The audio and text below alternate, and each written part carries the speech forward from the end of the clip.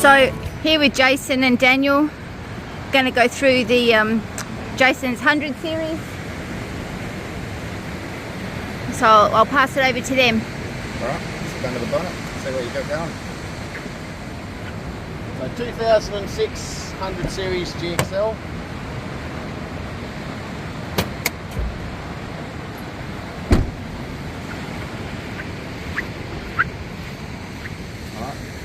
Walk us through your battery system. Standard 100 series linked front batteries, running a third separate battery via an isolator, just a straight electromagnetic isolator controlled by ignition, so it receives charge from the alternator. Separate push button if these get completely flat, then it doesn't bring the solenoid on in ignition. The push button that's supplied off that its own battery to then link the three and get you started in a situation where your main batteries are dead flat. But the only thing running off those is the actual standard car system and the winch. Everything else is off another domestic battery bank in the back of the car. Apart from that, yeah, Iron Man winch, couple of spotties, tall flag pole for sand dune work, AM FM flexible radio because they're getting sick of knocking off your standard steel aerial going through tight bushes, so a bit of flexibility there. Got I think it's a 2.5 horsepower air compressor mounted down the back of the car, all running off the domestic bank of batteries. Nothing's coming off these.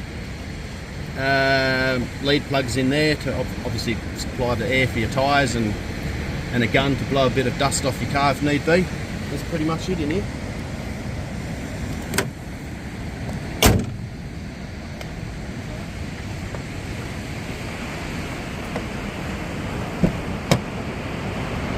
So inside, button there for the air compressor down the back, supplies air. Turbo timer, as it's an FTE, turbo diesel engine. 2 HF radios, one for local, one for highway channel.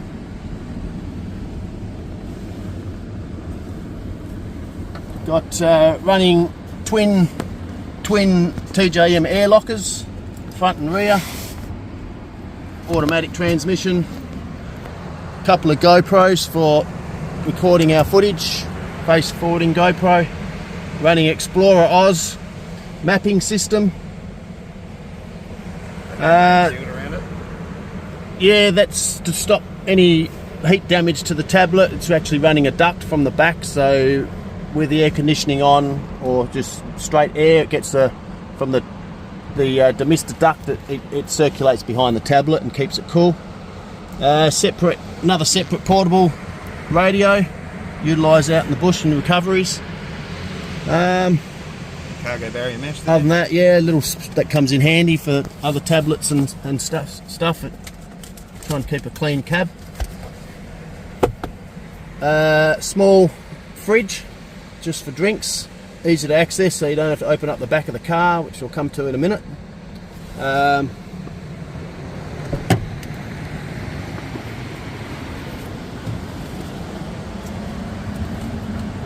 I'm running just a basic plumbing system of a water bladder. I think it's about an 80 litre bladder and about a 70 litre tank.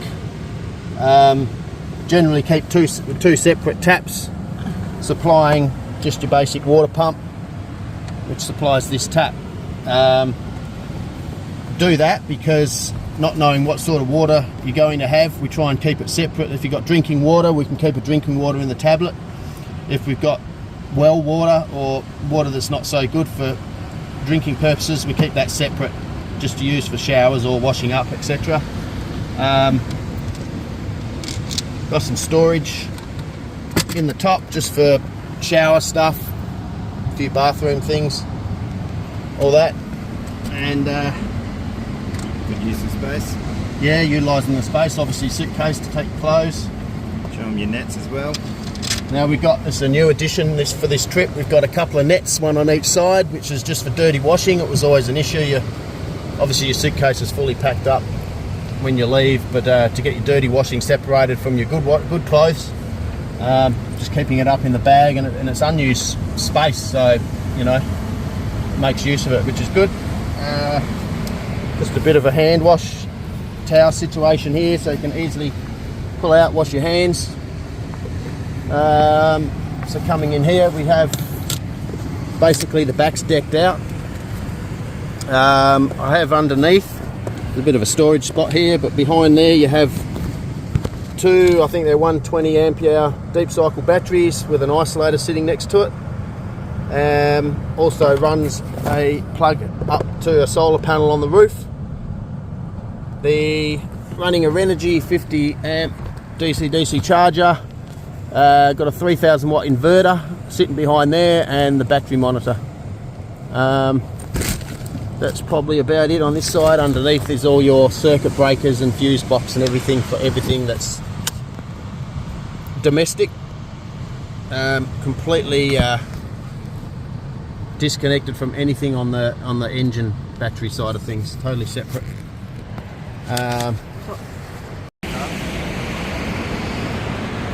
So at the back of the car, running, obviously these are the first trip on these Echidna off-road bags, which I kind of rate pretty highly, especially for what they're worth. I like the idea of the bags that sit on top of the wheel, so much more sturdier than ones that have the straps, which I've had not really very successful. Big size, another zip opens up inside, you can keep things, spare rubbish bags or whatever in there, obviously running two of them. Another GoPro mount up here for footage behind, and just swing out dual carrier, just the spotlight activated for the rear.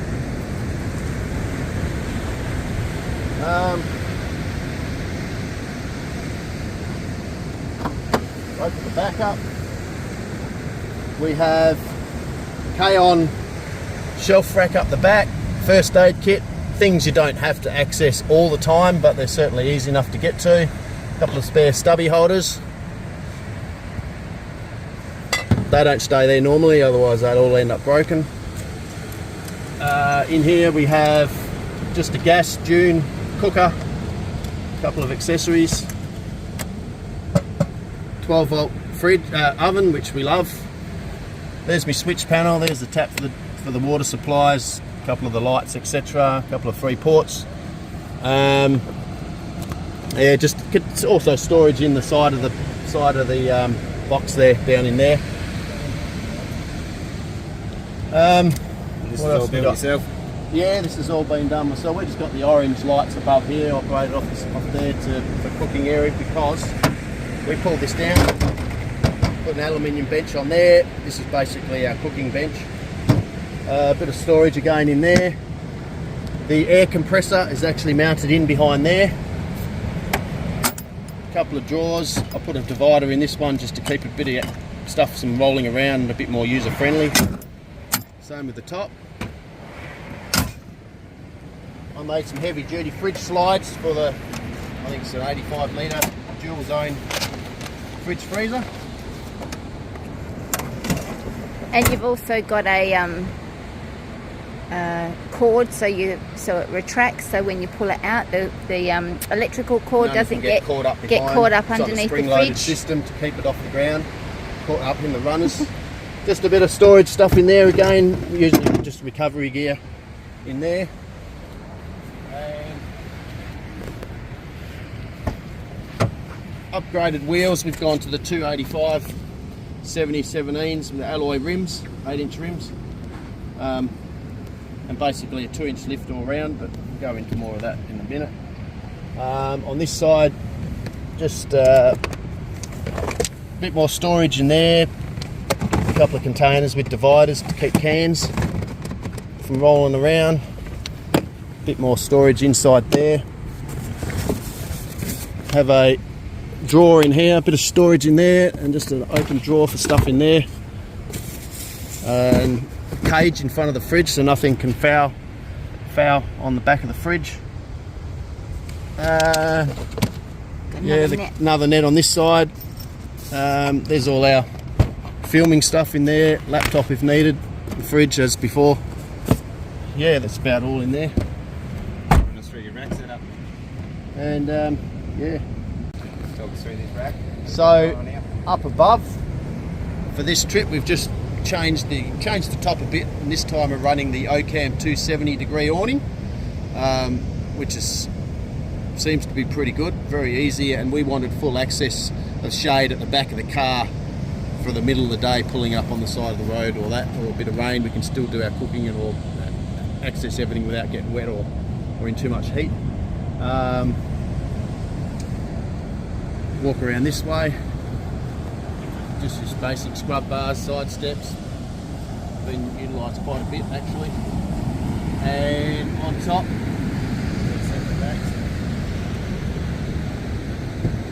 actually run a Titan aluminium rack with 4 Max Tracks mounted in there. And the reason they're mounted is there is I can actually padlock this solar panel swings out, which I can show. Dan, you'll have to go on the other side and unlock the other one. There's one of these on each side.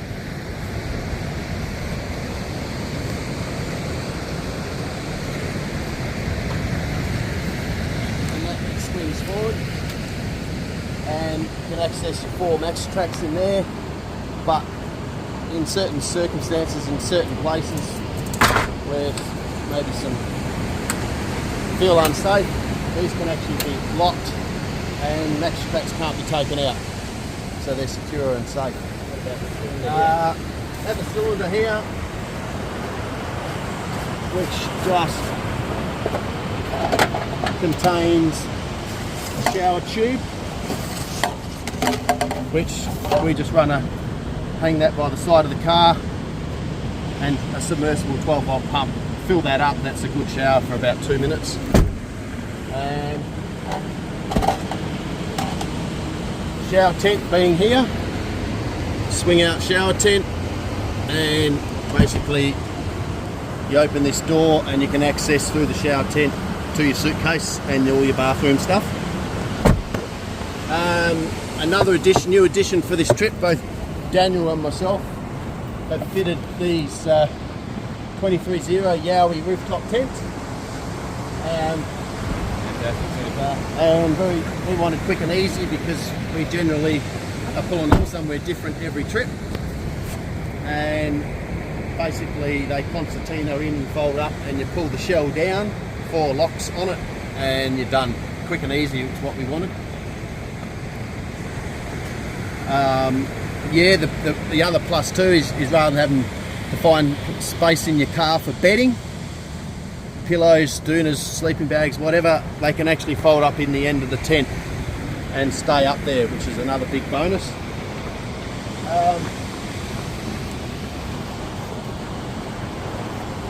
All in all, what about your suspension setup? Airbag got airbag man helpers in the heavy duty coils. I'm running XTR heavy duty shocks, and the 5-speed auto transmission also has a trans lock on it. Front suspension is the Blackhawk UCA's, upgraded torsion arms and a diff drop to try and keep the CVs happy. I've got just the standard main 96 litre tank, and I've also got a sub tank, and the sub tank is around about just over 100 litres as well, so all up around about the 200 litre mark of diesel I carry, and probably about the 150 litres of water. So I think that might just about be it. That's my setup. Fantastic. Which is been a job for about 2.5 years, getting it to where it is at the moment. There's always other things you think about and maybe want to change or make something different. I'm not sure if you're ever completely happy with the way everything's set up.